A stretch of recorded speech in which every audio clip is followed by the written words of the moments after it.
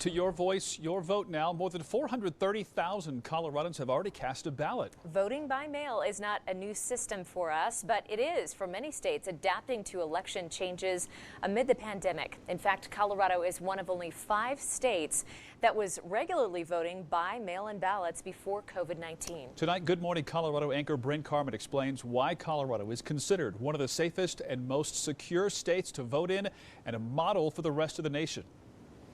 The countdown to the 2020 November election is on, as ballot counting machines in El Paso County are being tested for accuracy. Colorado has long been touted as a leader in election security. Starting with the 2014 election, the Centennial State was one of the first in the country to send mail-in ballots to all registered voters. People think, well, you just print some ballots, mail them out, and you count them. There's a lot of steps in the process to make sure that we're doing things in a fair, transparent, accurate way. We're doing it in a secure way.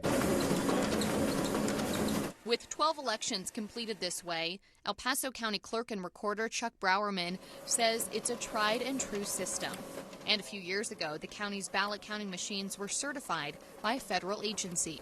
The standard is to test 500,000 ballots with no more than one error. After they did that successfully, they kept adding another 500,000 to that count to be tested. They said, all right, we're going to go one more step. They went to 2 million. So 4 times the ruggedness, the robustness of what the national standard is. Still no errors. They said, you know, we could be here for years. Colorado is also one of the first states to audit election accuracy. KRDO checked post-election audits for the 2014 and 2016 general and primary elections in El Paso County. Each of the audits all show no discrepancies between the machine count and the manual hand count. You can see on the right-hand side of this audit, the highlighted section shows the numbers are the same, indicating the machine count and the manual count came up with the same amount of ballots. At the bottom of the page, the audit is signed off by a designated election official and 2 canvass board members, one from each political party, indicating that these ballots have been compared for further review. To go one step further, risk-limiting audits began in Colorado in 2017 to shift the focus of auditing the machines to auditing the outcomes of elections.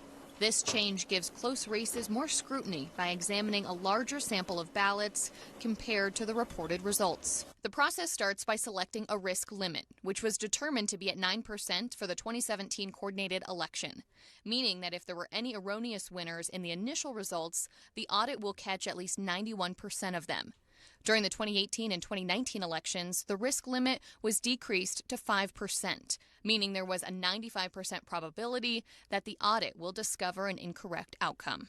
The lower the risk limit, the better, because it shows with confidence the audit can detect errors. Election officials say they do these audits so they can reinforce to voters that rigorous protocols are in place, ensuring a fair outcome. Colorado is considered the safest state to cast a ballot in today.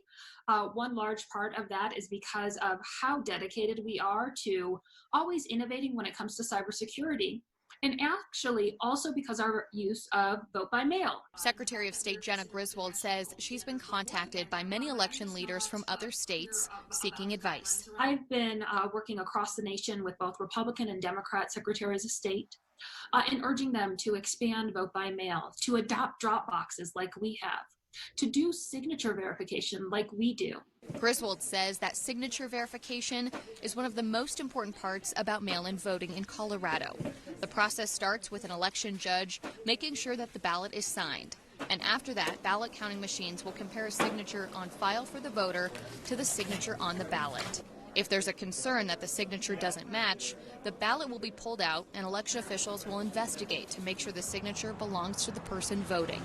Most of the time, it can be resolved with an email or letter to the voter asking them to provide another example of their signature and a copy of an acceptable ID before their vote is counted. In Colorado Springs, Bryn Carmen, KRDO News Channel 13.